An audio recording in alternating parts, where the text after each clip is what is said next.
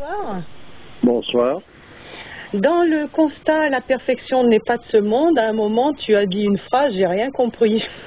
Ah, ben écoute. Alors, je vais te la faire repasser et tu vas me dire ce que tu as voulu dire, s'il te plaît. J'espère que je vais comprendre. J'espère que tu vas te comprendre. Ouais. Ok. Alors.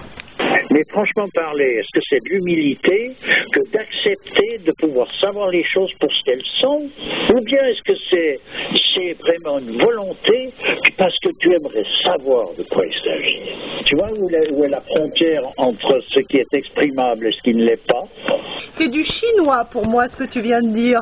Ouais. Ouais. C'est que tout simplement, à un moment donné, qu'est-ce qui peut faire partie d'un effort personnel dans tout ça? En somme, rien ne peut être fait sans la grâce de Dieu.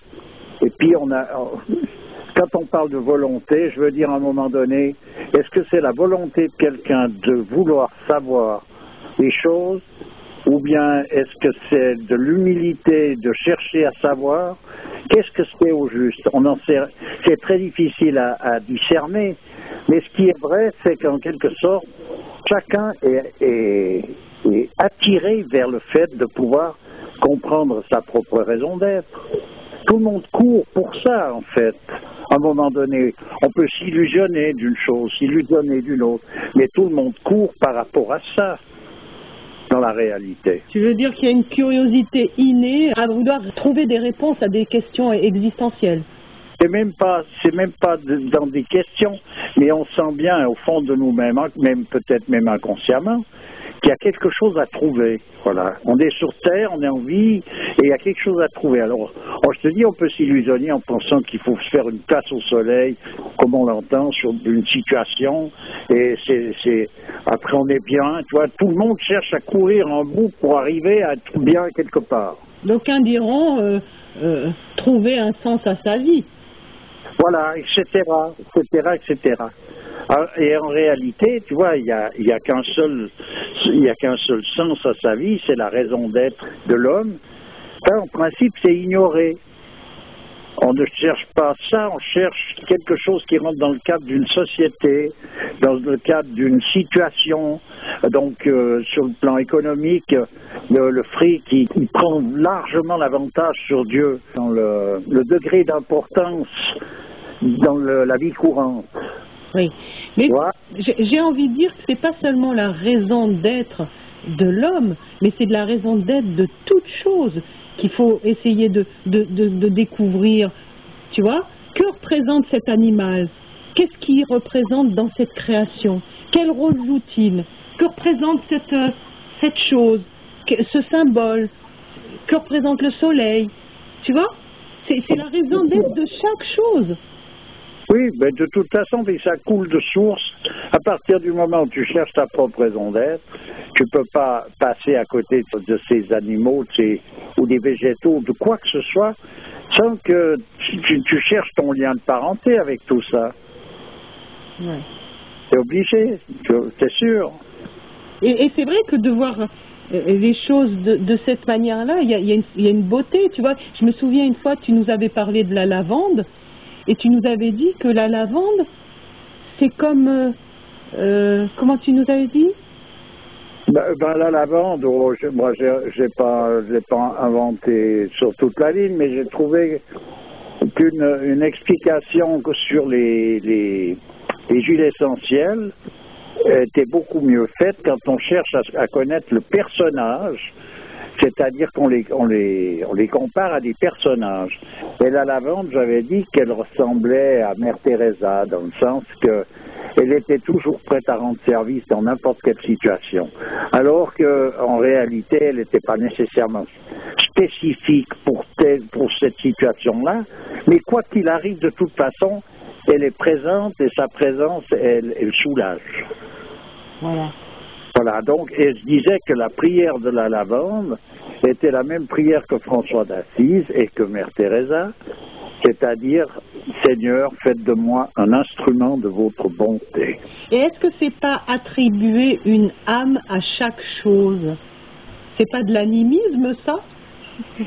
Non, parce que je suis quand même pas à l'heure du fait, je vais pas me prosterner devant de la lavande comme si il s'agissait d'un personnage À vénérer. à vénérer ou je sais pas quoi. Mais de toute façon, elle est représentative de tel attribut divin, puisqu'elle a cette disposition d'être tout le temps prête à rendre service dans n'importe quelle situation. Elle pourrait symboliser la dévotion, finalement. Oui, de toute manière. C'est-à-dire, elle veut être en accord avec la bonté de Dieu, elle veut être en accord avec Dieu, voilà, tout simplement. Et elle l'est en elle-même. En fait, on peut dire où est Dieu. Ça sert à rien d'aller chercher, je sais pas où, et puis de l'idéaliser. Je sais pas où, il est partout. Donc, en l'occurrence, voilà, dans la lavande, voilà tel attribut divin qui se présente, qui se manifeste. Voilà comment la lavande est constituée, c'est-à-dire que c'est une plante qui est apte à te rendre service dans toutes les situations. Voilà. D'accord. Il y a encore un... Je ne sais pas comment expliquer autrement, parce que justement, pas rentrer dans de l'animisme, et puis en même temps, c'est comme ça. Oui. Et c'est quoi la frontière entre cette vision des choses et l'animisme alors? C'est quoi Ben, c'est à un moment donné, ça serait de nouveau séparer ces choses-là de Dieu, en quelque sorte. Voilà, d'accord. De sacraliser la chose en tant que telle. Dieu est partout. Si Dieu est partout, donc tout ce qui nous entoure, c'est beau, ça revêt un caractère de beauté, puisque Dieu, il est la beauté lui-même. Donc une plante comme, pour en revenir à la lavande, c'est pas de l'herbe qui sent bon, et puis voilà, je veux dire, ça va plus loin que ça, quelque part. D'accord. Dieu est beauté, et Dieu aime la beauté aussi. Ah ben bien sûr, tout à fait. Alors, pour en revenir à ta phrase là, mystérieuse, ouais. tu l'as pas vraiment expliqué finalement. Ben, moi je peux l'expliquer de différentes manières, mais après... Tu disais, est-ce que c'est de l'humilité que d'accepter de pouvoir savoir les choses pour ce qu'elles sont, ou est-ce que vraiment c'est une volonté parce que tu aimerais savoir de quoi il s'agit? Oui, parce que, tu vois, la position d'humilité. Une position d'humilité ou une position de quelqu'un qui est volontaire. En réalité, il y a quelque chose de paradoxal dans tout ça, parce que le fait de pouvoir être au courant de ce que les choses sont pour ce qu'elles sont, on ne peut pas demander mieux, on est bien d'accord. Ouais. Donc on ne peut pas demander mieux, et puis il faut accepter ça par humilité. Donc, en fait, pour quelque chose qui nous convient le mieux, il faut l'accepter avec humilité. Ouais. Tu vois un peu je ne sais pas si tu vois le paradoxe où il se produit. Oui, c'est un petit peu abstrait pour moi, ce concept-là. Oui, bon, ben, c'est possible que ce soit abstrait, mais en fait... Peut-être qu'il y a une défaillance au niveau de ma logique. Ah, ouais, possible. C'est possible, mais je veux dire par là, c'est qu'à un moment donné, on n'a pas... L'homme, en somme, sur le plan de l'individu, avec ce qu'il croit à l'égard de la volonté, de l'humilité, de tout ça, on a des notions de ces choses-là.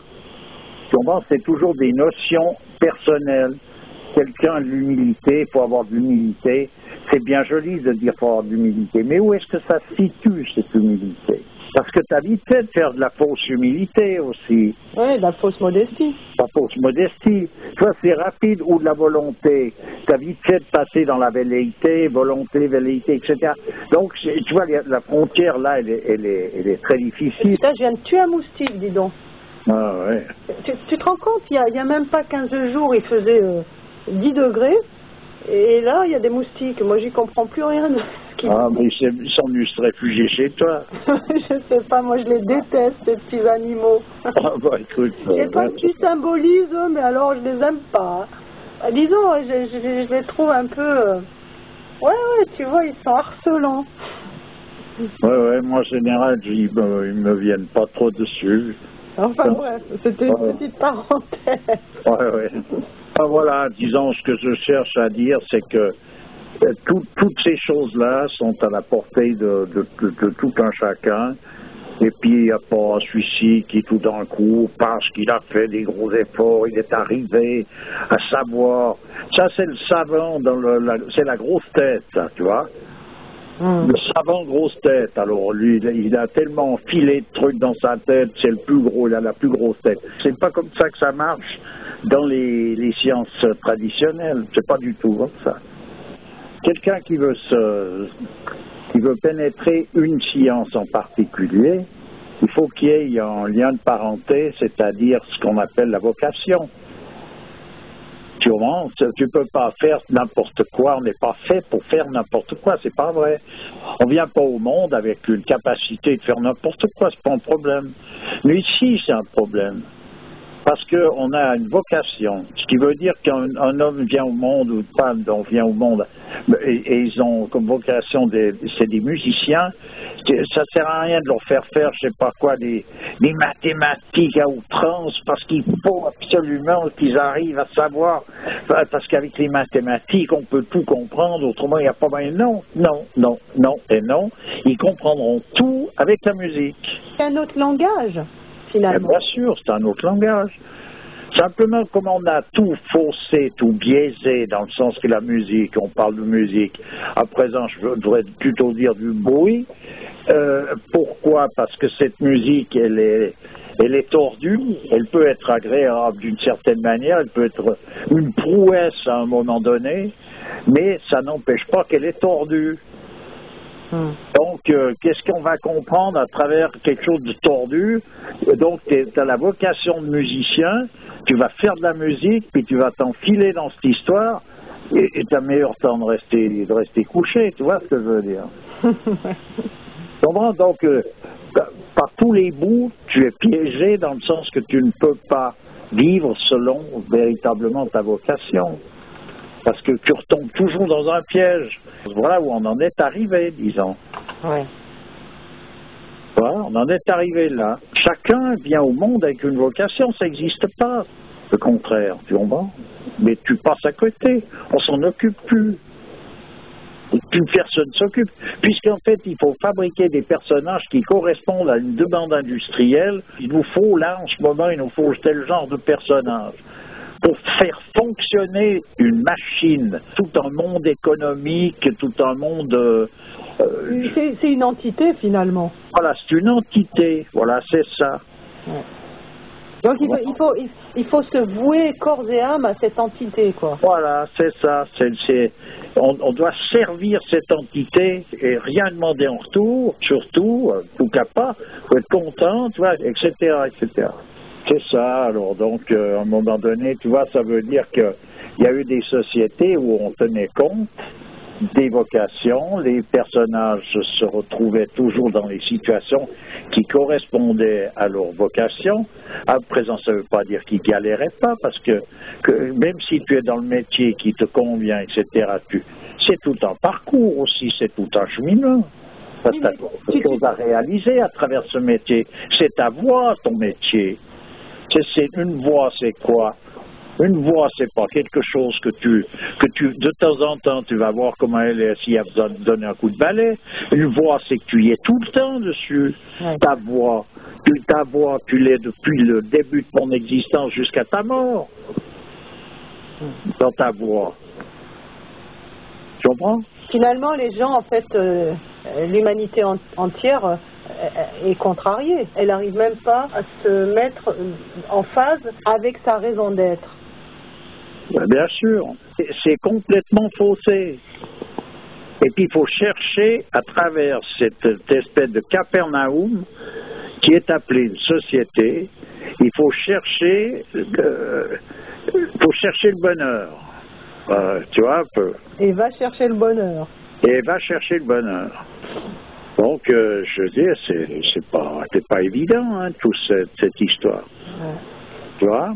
Et puis, en même temps, c'est évident par un autre bout, dans le sens qu'on y est presque poussé à chercher le bonheur.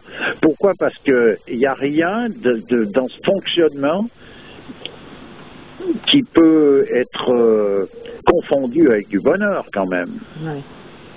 Ça va, oui, ça va, quoi, ça va. Ça va parce que tout est à la limite de tout, mais ça va, bon, ça va. C'est pas pour combien de temps, quoi. Tu vois, toi tu dis ça va mal pourvu que ça dure, mais moi quand on me pose la question si ça va, je réponds toujours à part ce qui va pas, tout va bien. Ouais. Tu vois, c'est une autre manière de voir les choses. Ouais, bien sûr. D'un côté, il n'y a pas besoin de faire bien des efforts pour voir certaines choses, puis d'un autre côté, il faut faire surtout beaucoup d'efforts pour s'empêcher de voir, quoi. Tu vois, parce que l'homme parcourt toute son...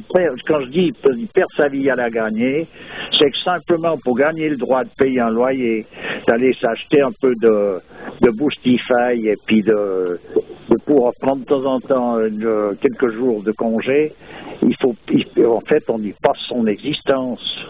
Oui, c'est cher payé. Franchement, c'est cher payé, c'est ça, gagner sa vie. Tu viens au monde, ta raison d'être, elle est là, c'est ça, cette histoire. Et en fait, tu n'es pas nécessairement dans un métier, tu as une fonction, puis il faut être content. Tu as une fonction, et puis cette fonction, en fait, c'est pas plus elle est harmonieuse, mieux t'es payé.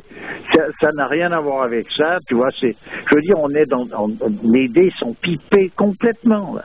Ouais. C'est complètement pipé. Donc, je veux dire, c'est quand même, c'est pas simple, hein, comme histoire. Non. Puis dans tous les coins de la planète, on en est réduit à quelque chose qui devient de plus en plus scabreux. Bon, ben écoute, je te remercie. Et c'est toujours avec plaisir. Et puis à bientôt. À bientôt. Au revoir. Au revoir.